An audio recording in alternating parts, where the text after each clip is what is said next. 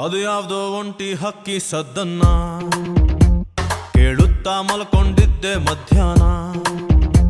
1/4 kg ಪ್ರೀತಿಗೊಂದು ಪದ್ಯಾನ ಬರೆದಿಟ್ಟು ಕೆರೆದುಕೊಂಡೆ ಗಡ್ಡಾನ.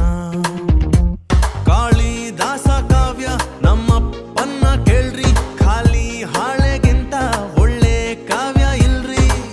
ಹೃದಯದ ಮೇಲೆ high yield ಹಾಕಿ ರಾಜಕುಮಾರಿ ನಿಂತಂಗಾಯ್ತು.